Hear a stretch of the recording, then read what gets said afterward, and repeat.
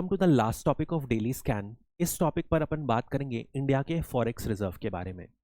India का जो forex reserve है अभी कुछ टाइम पर ऊपर नीचे फ्लक्चुएशंस अंडरगो किया है और इसी फ्लक्चुएशंस को अपन इस वीडियो में समझने की कोशिश करेंगे। साथ ही समझेंगे कि फॉरेक्स जो फॉरेन रिजर्व है वो कौन मेंटेन करता है और उनके मेजर कंस्टिट्यूएंट्स क्या हैं।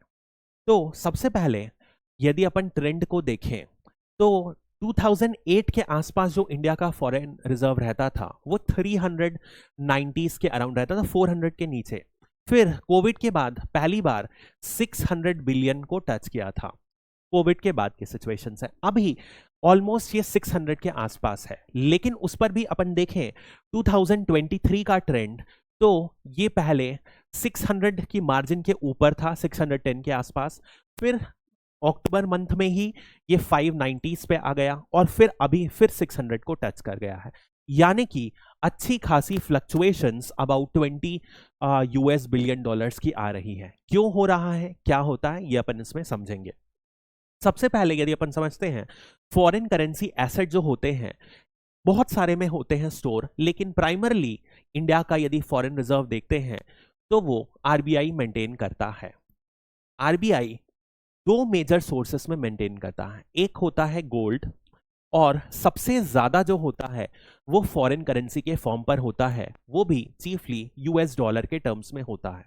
अब नॉर्मली जो गोल्ड स्टोर किया जाता है वो एक सिक्योरिटी की तरह से किया जाता है। जो भी एक्स्ट्रा मनी आता है और इनकेस दूसरी करेंसी में अनस्टेबिलिटी आ जाए तो इस वजह से गोल्ड को कंट्रीज सिक्योरिटी की तरह इन्वेस्ट करती हैं।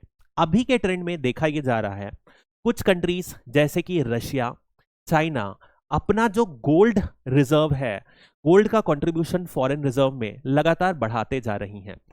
कंपेयर्ड इनका रीजन क्या है? क्योंकि ये यूएस डॉलर को अपने रिजर्व से कम करना चाह रही हैं। ये अपनी में भी इन फ्यूचर एक अल्टरनेट करेंसी स्टार्ट करेंगी और ट्रेड को यूएस डॉलर से दूर ले जाने की कोशिश कर रही हैं, डोमिनेंस ऑफ रेनमिनबी को बढ़ाने के लिए। और रशिया तो वेस्टर्न सैंक्शंस की वजह से डॉलर से दूर हट रहा है। That is the idea.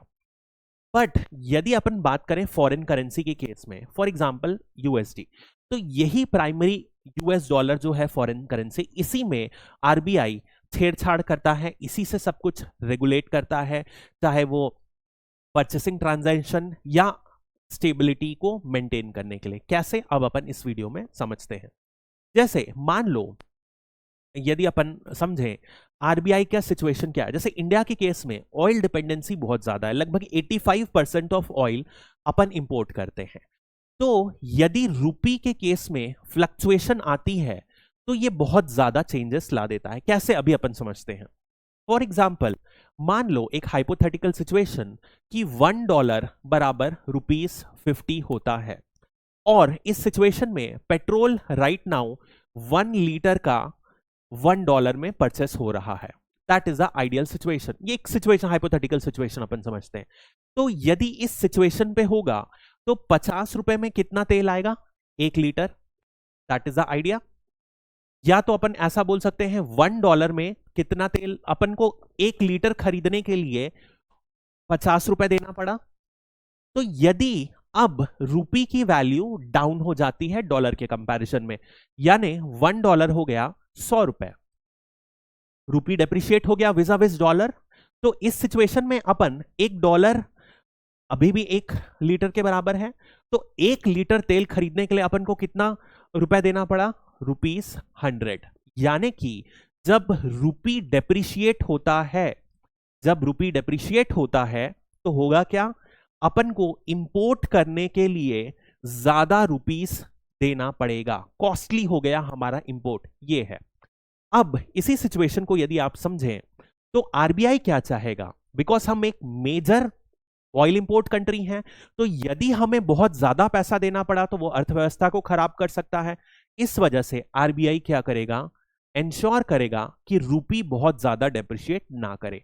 It is called RBI intervention. इसी को यदि मान लो फॉरेन रिजर्व में $600 के आसपास, 600 बिलियन डॉलर्स का रिजर्व है, अब किसी वजह से रुपी में गिरावट आ रही है डॉलर की वजह से, यानी कि सिंपल सप्लाई डिमांड का इक्वेशन यदि अपन समझें तो रूपी के केस में क्या है, रूपी गिर रहा है, मतलब कि सप्लाई ज्यादा है, राइट, डिमांड कम है।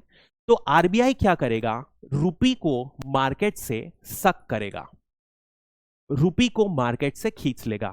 कैसे खींचेगा, तो इसके पास जो डॉलर रिजर्व है, ये मार्केट में अपने डॉलर को डाल देगा। जब मार्केट को डॉलर गया तो इतना ही इक्विवेलेंट रूपी जो था वो आरबीआई के पास चले गया। तो फ्रॉम द फॉरेन रिजर्व उसने क्या किया, डॉलर को निकाल दिया और एज अ रिजल्ट रूपी को उसने ले लिया। मतलब कि मार्केट में रूपी कम हो जाएगा। रूपी कम हो गया तो जो सप्लाई डिमांड का इक्वेशन है वो थोड़ा सा बेटर हुआ, रूपी का डेप्रिसिएशन कम हो जाएगा और हमें इंपोर्ट करने में कोई बहुत ज्यादा महंगाई नहीं फेस करनी पड़ेगी। दिस इज द आइडिया, ठीक है। यदि अपन इसी सिचुएशन में समझते हैं तो अब जो फ्लक्चुएशंस क्यों आई, जैसे फॉर एग्जांपल जुलाई में बहुत ज्यादा रिजर्व था और ये कम हो गया अक्टूबर में, यानी कि रूपी डेप्रिशिएट हुआ है। तो रूपी डेप्रिशिएट हुआ है, उसका कुछ कॉस्ट होगा। उसका मेजर कॉस्ट क्या था कि इसी दौरान जुलाई से अक्टूबर के बीच पर बहुत सारे जो एफआईआई थे, यहां से जो डॉलर थे, फॉरेन इंस्टीट्यूशन, उन्होंने डॉलर को निकाला और यूएस मार्केट पर ले गए। इंडिया से डॉलर निकाल के यूएस मार्केट में ले गए। क्यों हुआ, क्योंकि यूएस ने उसी समय जो गवर्नमेंट की बॉन्ड थी उसमें ज्यादा रेट मिलने लग गया। तो इन्वेस्टर स्टेबल कंट्री को देखते हैं, स्टेबल करेंसी को देखते हैं, जो यूएस डॉलर सबसे ज्यादा है। यूएस में इंटरेस्ट रेट ज्यादा मिलने लग गया तो इंडियन मार्केट से निकाल के यूएस ले गए। जैसे ही डॉलर को ले गए मतलब कि डॉलर की कमी हो गई, मतलब कि रूपी डेप्रिशिएट हो गया और ये सिचुएशन आ गई। तो आरबीआई ने इस सिचुएशन में इंटरवीन किया ताकि रूपी बहुत ज्यादा वैल्यू में गिरे ना। इस वजह से आरबीआई का रिजर्व कम हो गया। This is the situation. अब अक्टूबर से नवंबर तक की कहानी देखेंगे तो बिल्कुल उल्टा हो गया। अक्टूबर से नवंबर में क्या हुआ, रिजर्व बढ़ गया। रिजर्व क्यों बढ़ गया, क्योंकि अब यूएस की जो इंटरेस्ट रेट है कम हो गई। तो कम हो गई तो वापस यूएस जो डॉलर भाग के गया था एफआईआई से, फॉरेन इंस्टीट्यूशनल इन्वेस्टमेंट, इंडिया में आ गए और डॉलर ले आए। डॉलर ले आए तो अब आरबीआई को इंटरवीन करने की जरूरत नहीं पड़ी। तो इस वजह से ये इंक्रीमेंट आया, जो डॉलर आया बढ़ गया। That is a basic idea. यानी कि रूपी की स्टेबिलिटी को बढ़ाने के लिए आरबीआई जो ऑपरेशंस करता है उसी की वजह से फॉरेन रिजर्व में ऊपर नीचे चेंजेस आते रहते हैं। That is a basic idea. यदि रूपी ज्यादा रहेगा मार्केट में, डेप्रिशिएट होगा यूएस डॉलर के कंपैरिजन में, तो आरबीआई अपने डॉलर्स को मार्केट में इन्फ्यूज करेगा और इस एक्सचेंज की वजह से आरबीआई का फॉरेन रिजर्व कम होगा। This is the situation and the reason why जो इंडिया का फॉरेन रिजर्व है ऊपर नीचे बढ़ते रहता है। अब यदि अपन फॉरेन रिजर्व की बात कर रहे हैं तो फॉरेन रिजर्व में बेसिकली आरबीआई के क्या होते हैं, चार एसेट्स हैं। सबसे पहले फॉरेन करेंसी एसेट जो अपन ने देख लिया, गोल्ड, नेक्स्ट है स्पेशल ड्रॉइंग राइट्स आईएमएफ में, और है आईएमएफ का ही रिजर्व ट्रेंड्स। ये आपको नंबर्स याद नहीं रखना है, लेकिन एक चीज समझना है कि एसेट यदि रिजर्व देखा जाए तो सबसे पहले क्या है, फॉरेन करेंसी, उसमें भी सबसे ज्यादा कौन सी है, यूएसडी, उसके बाद है गोल्ड, उसके बाद है एसडीआर, उसके बाद है रिजर्व ट्रेंड्स। ये ऑर्डर आपको पता होना चाहिए। This is very important for prelims purpose, इतना ध्यान रखने की जरूरत है। यदि इसमें एसडीआर और reserve trends, I just give you a very brief introduction. क्या होता है एसडीआर, क्या होता है, एसडीआर होता है स्पेशल ड्रॉइंग राइट्स। अब आईएमएफ पहले क्या करता था, ब्लाइंडली गोल्ड और डॉलर के रूप में हर ट्रांजैक्शन पर डिपेंड रहा।